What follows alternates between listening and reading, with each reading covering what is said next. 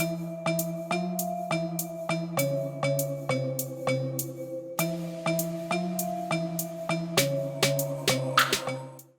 everyone, and welcome to today's webinar, Training and Retaining Excellent Employees.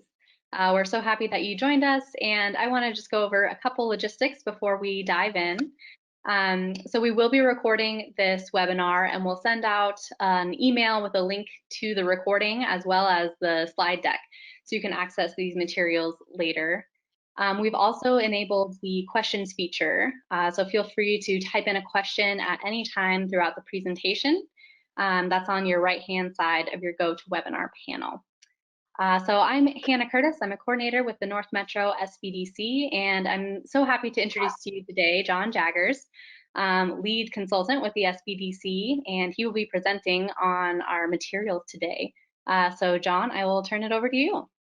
All right, thank you so much, Hannah, and thank you for this opportunity to talk about a couple of subjects that are near and dear to me. Just a quick background. I have 25 years of manufacturing management with several large companies, and with those companies, it was a great opportunity to learn and apply excellent operational techniques. And I've been actually with SBDC for the last 6 years, and I've taken a lot of those techniques, including training and retention, and applied those skills. So it's a great opportunity to talk about it. You know, we're going through a very challenging time right now with the COVID pandemic, and I know a lot of my clients and a lot of our overall clients are, you know, have faced a downturn, and hopefully they're rebounding now and restaffing. So I'm not going to talk about recruiting. That's a whole other topic. But because you are restaffing, it's an opportune time to hire excellent employees, to train them properly, and to retain them. I know a lot of companies are pivoting more towards e-commerce as both a marketing and a sales technique. So you may be seeking employees with different skills, and or you're retraining your current employees with those skills. So I think that's important. So basically, what we're going to talk about today is from a standpoint of how do you best motivate and train outstanding employees, and how do you keep them on board? And you know, this is fairly straightforward, but it is extremely important because the turnover that you experience is very, very costly, and you lose not just money invested, but you lose some talent. So you don't want to. If you want to avoid the cost and frustration of high turnover, we're going to try to come up with some good techniques that will help you. Okay. So I'm not gonna read this because you can read, and you're gonna have a copy of it later on. But a couple of the key points is I've always found that training should be done on a formal methodology, and we're going to talk about some of those methodologies. The use of, I call it osmosis or shadowing another person, really has a very limited effectiveness. So some of the techniques that we're going to talk about are skills matrix, online training, and vendor training. And really gets down to it, this training that we're talking about is a great investment. It does pay dividends from a standpoint of improved efficiency, quality of product or service, and customer satisfaction. So the skills matrix development, this is really it sounds complicated, but it really is not. Basically, what you're doing is you pull a group together of the key management and hopefully several of your skilled employees, and put together a matrix of job skills in a progressive manner. So starting off with the most simple skill required all the way to the most complex.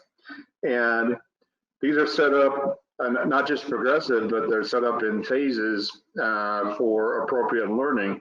And those phases really, the timing on those will vary from job to job, but it's really a very simple exercise to go through. And I want to mention also that, and Hannah would just say this also, that if you need assistance in putting together a skills matrix, SBDC, including myself, would be more than glad to help you. Yeah.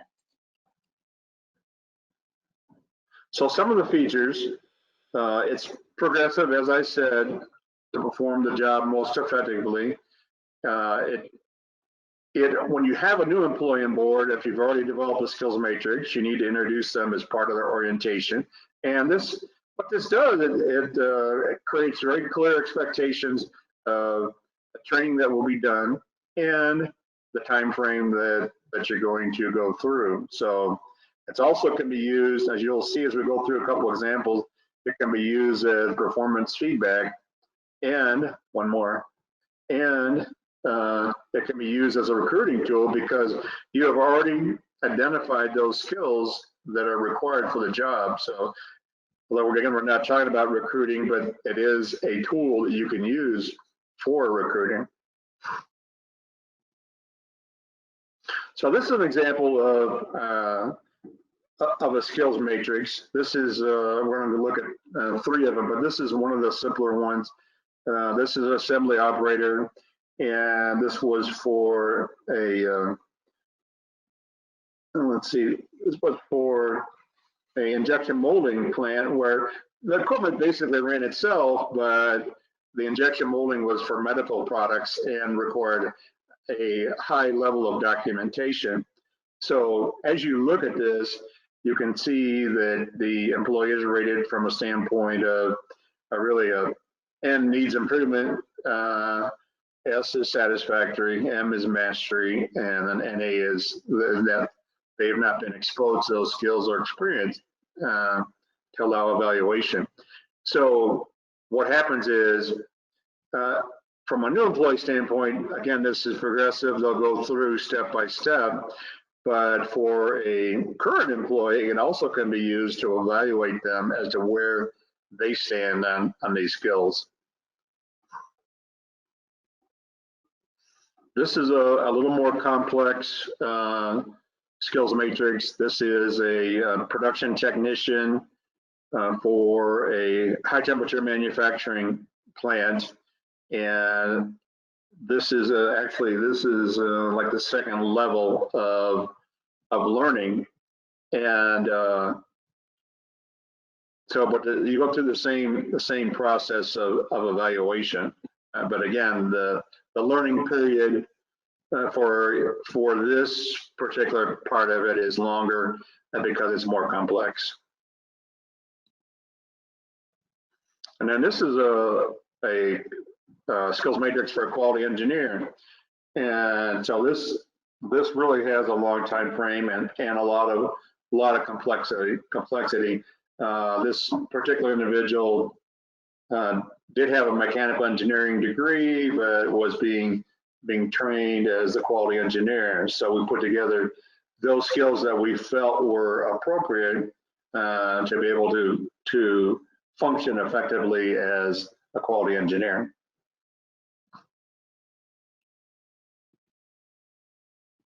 So what do we do with the skill matrix? Once the skill matrix is put together what's called a training plan, and that training plan is both for new and current employees. What the training plan does is it lays out the who, what, and when of training, when it needs to, how it's going to be performed, and then because you put it on paper, there's some commitment on your part from a standpoint of both the employee understands it and the management has made that commitment to do the training during that time frame.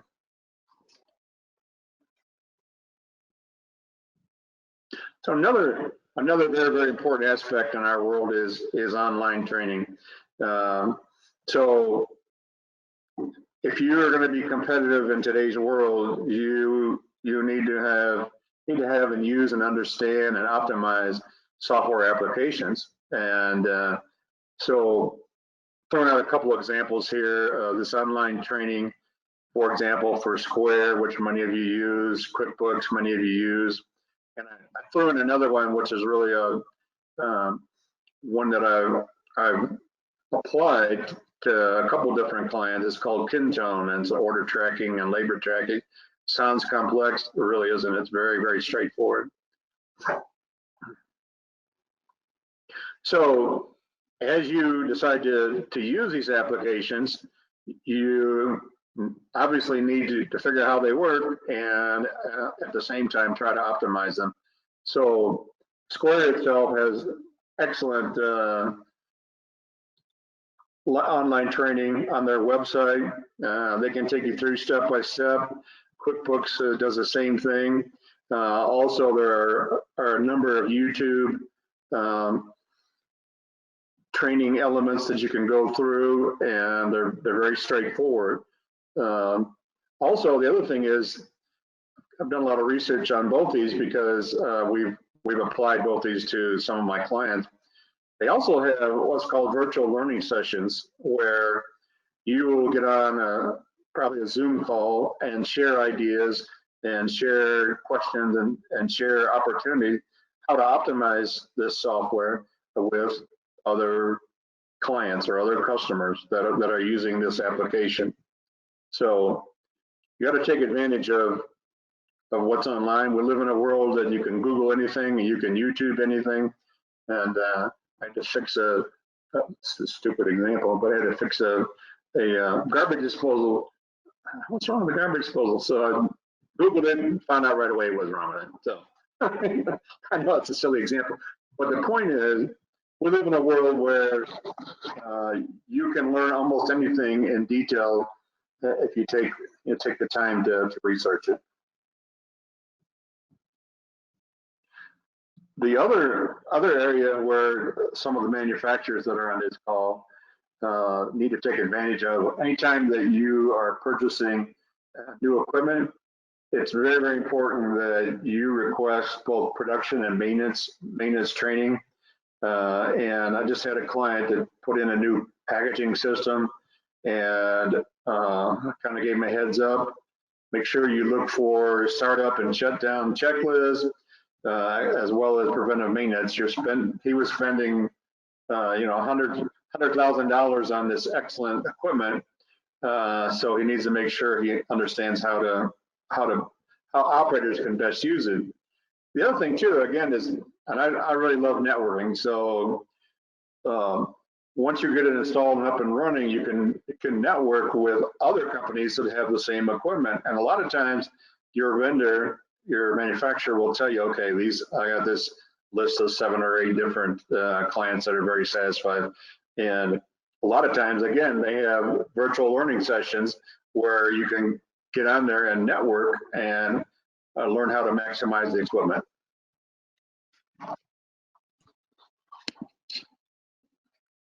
So we talk about the training techniques. It's really a balance of, obviously on-the-job training is important. I was kind of joking about osmosis and shadowing, but because a lot of times you are going to have to be one-on-one for on-the-job training, but make sure you take advantage of the online learning sessions to balance it out, and it keeps the employees' attention, and videos and really any graphical representation of learning is really very, very important from a standpoint of how to learn and retain.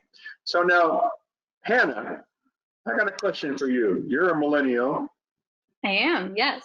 Well, you are for sure. How do you learn? How do you learn different applications?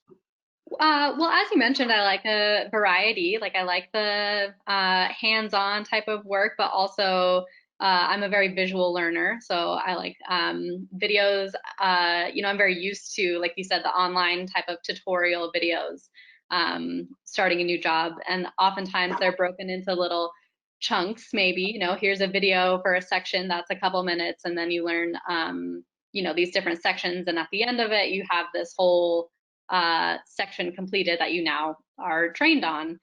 So that seems like a pretty popular way to do it for some of the jobs that I've been a part of. No, that's great. That's great. Yes. Okay, so let's go on one more. So another tool you can use, this is called training aids. Training aids really are, you can do this on either as a paper version, or I love to use electronic. So if you're trying to train a new person, and this person was being trained on Square, we actually got this from the Square website. It basically just takes you through the steps that are required in order to. This was a brewery, and so there's a lot of transactions that happen off of Square, and as you can see, it's very straightforward. So these training aids are really very helpful. I think it can be done electronic on a tablet. I really like to see it that way. You can actually put it on the tablet of Square. And so if they're learning before they have the transaction, they can pull it up and say, oh yeah, I do this, this, and this. So it's good. And this is an example of a plant that I had in Atlanta. And we put together some videos because what we were making was fairly complex. So this monitor or tablet can be used from a standpoint of taking this new operator through the different steps to put those parts together.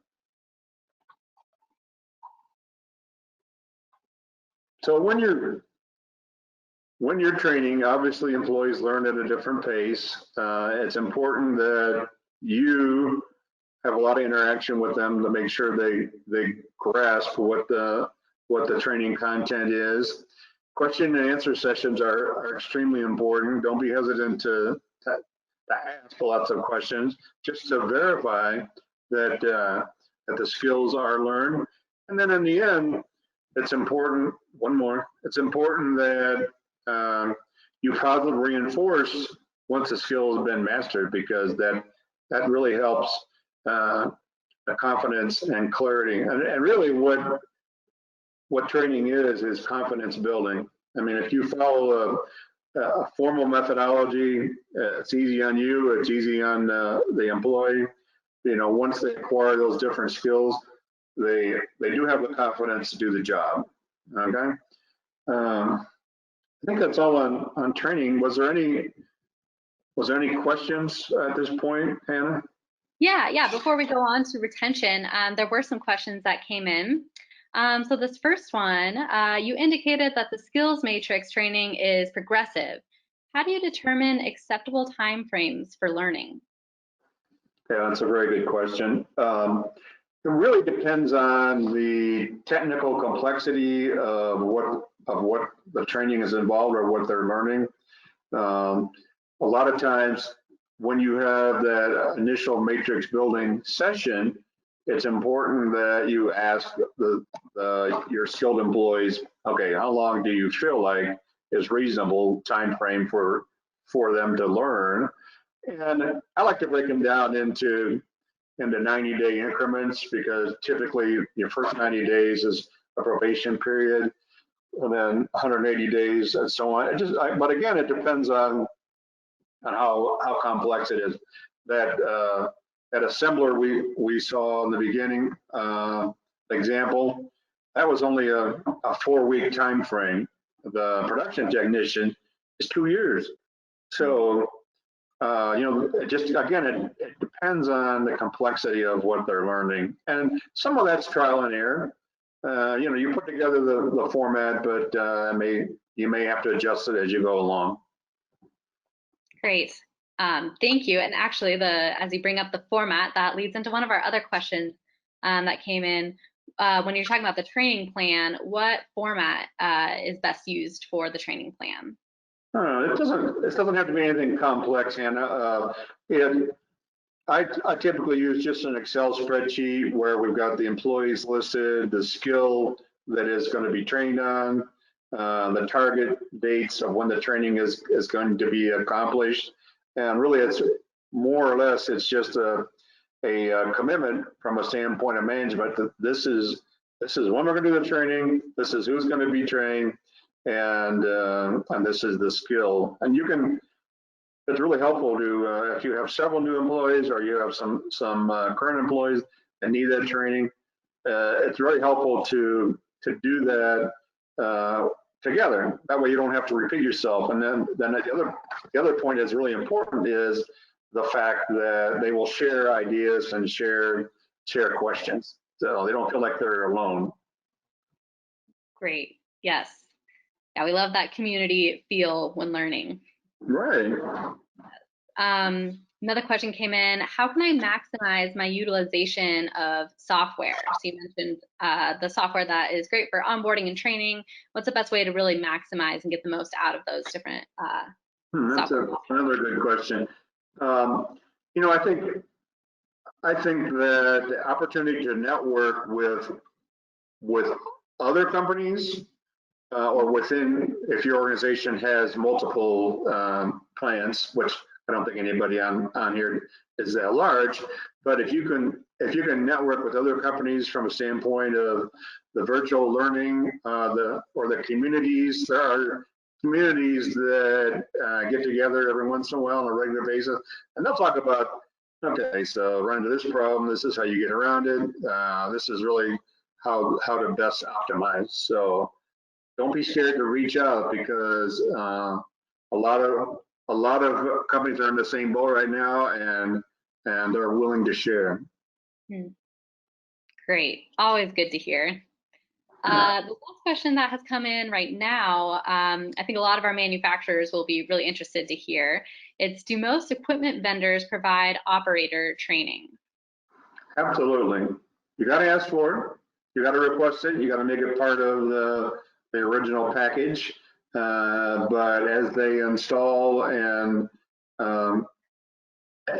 start to get the equipment up, they need to do the training, and in some cases they'll come back and do follow-up training. If you've experienced some turnover, or you've got some growth where you're running possibly a second shift at a cost, of course, they'll come back and retrain, and they'll provide you with some tools that we talked about from a standpoint of startup and shutdown checklists, maintenance checklists, etc. Great. What a good resource to take advantage of. Oh, yeah, definitely. Great. Well, those are our questions on this training section for now. So we'll see what else comes up for retention. And everyone listening in, feel free to keep typing those questions in. And Jon, I think we can keep going. Okay, let's move on, man. Let's talk about retention. So, you know, what the obvious things that we get with the investment from a payoff standpoint are increased performance, improved productivity, excellent employee morale, and good quality of work. The training and the retention takes time from a standpoint of you are basically building a culture, and but the bottom line results are you'll retain talented and motivated employees. And if that culture is one of retention, then employees are going to really truly want to be part of the company. And when I ran plants, I always told my employees, this needs to be a place where people are dying to be hired into because it's a great organization. And a big part of that has to do with the retention techniques we're going to talk about.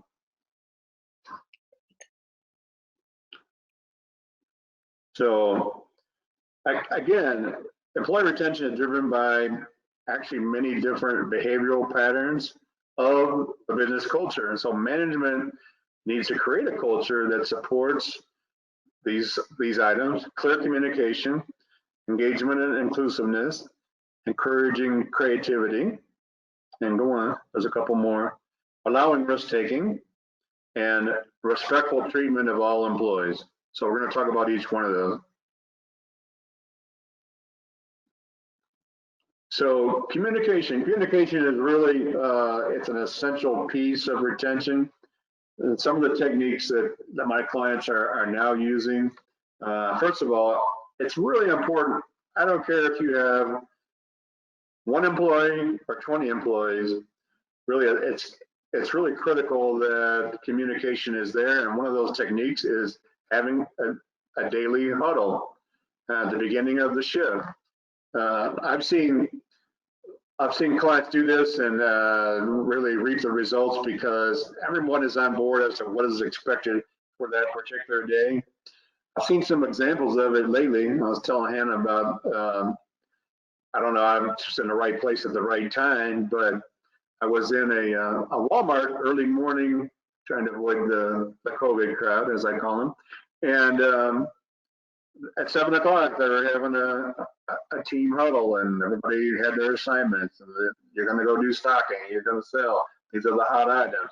And so it's just a communication piece.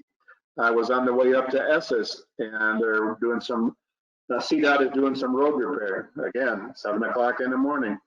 They had a whole group of construction folks who were there, the side of the road, having a huddle. This is what we're going to do today. You move that crane, you move those rocks, whatever. Huddles are really very, very, very key. And they're very simple. They're stand up, take 10 minutes, get the team excited about today's activities, and move on. The other thing that is important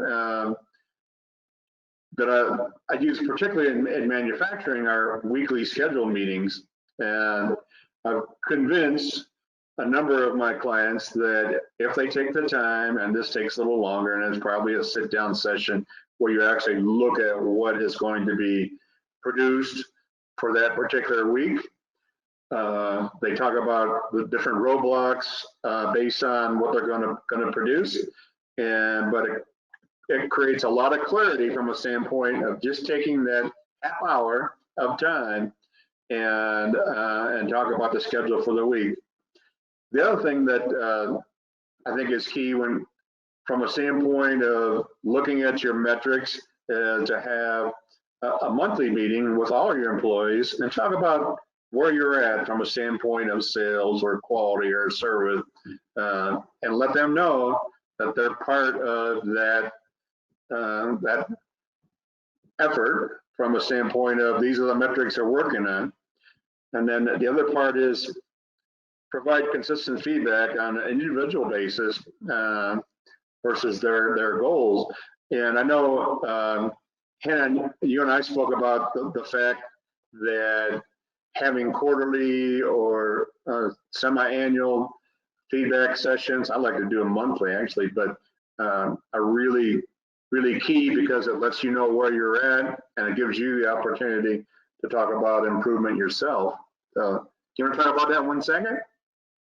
Yeah, I think what we mentioned was, just how helpful it is for those review sessions to be more of a two-way street where, like you said, you get feedback, you can know, how you're doing in your job and keep on track that way, but that you can also provide that feedback to your employers. And if you have ideas on ways, the company could be more efficient or you could maximize effort, just to have that opportunity to give that feedback, I think is really important also, and helps everyone move forward, really.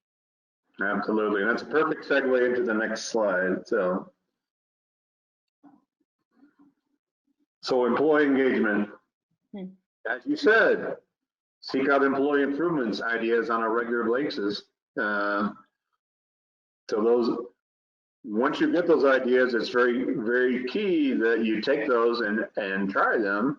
That creates a lot of validity to the process of Hannah provided a great idea. We put it in motion, and it got some great results. And employees that are engaged like that, they're satisfied because they are contributing to the job, and it makes them have a lot of pride about the fact that their employees value what they contribute. So you're part of the team, you're part of the effort. Okay. And the other thing is, which is part of this, cultures that encourage creativity from their employees, they get creativity is a benefit from employees, their best contributions. So And excellent improvement ideas, as we said, need to be recognized. They need to be tried. If they work, they need to be recognized and applauded. And this is considered behavioral modeling for other employees, setting the example. And those improvement ideas that are less impactful, that may or may not work, should still not be discouraged or employees chastised for their efforts to try to contribute. So sometimes you got to modify really what their idea is, and then maybe you can make it work. And sometimes not.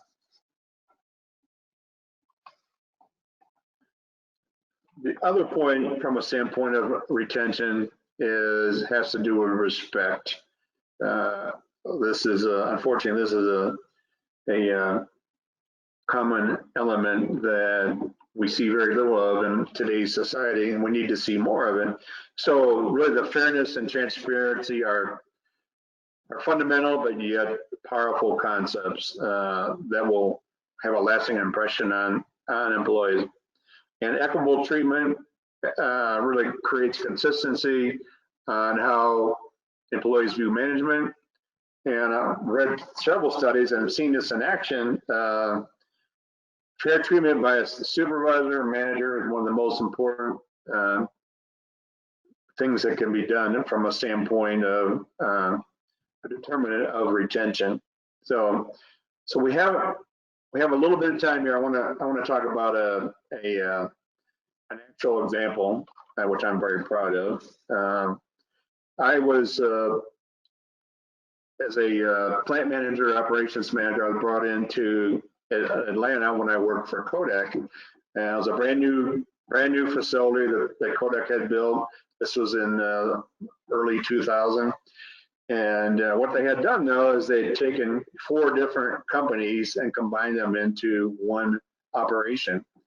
Well, guess what? The employees were brought in, and they had 4 different opinions as to how to operate.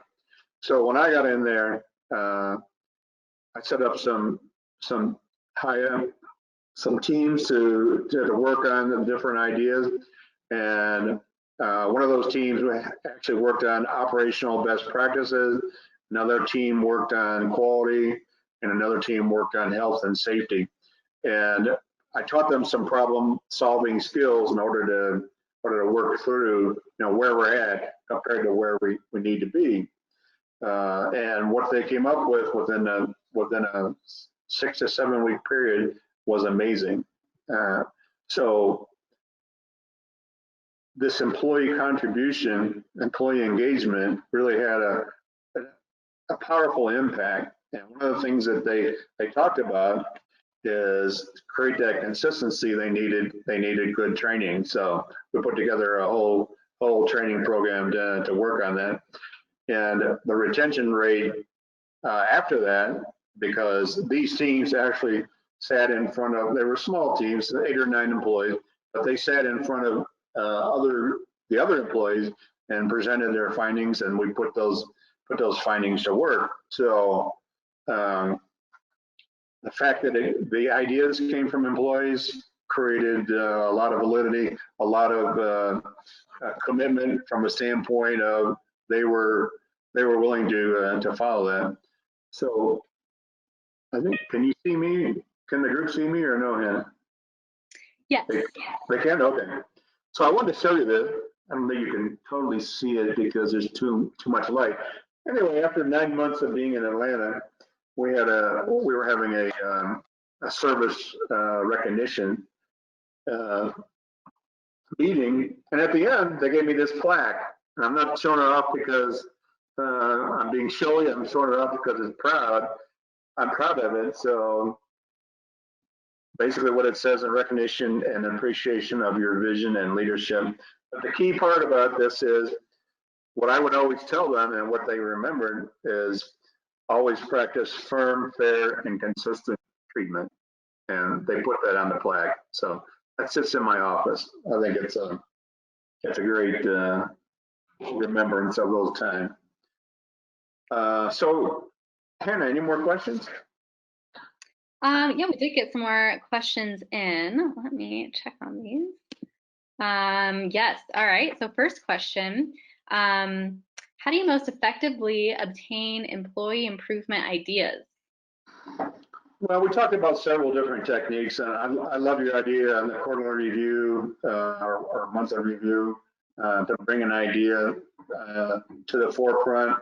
But there are other ways to do that. I teach a lean techniques training class, and part of that is once they understand the concept of waste, they're given the opportunity to provide improvement ideas. So, I mean, all you have to do is ask, basically. And I think it's important to have opportunities and meetings where you do ask.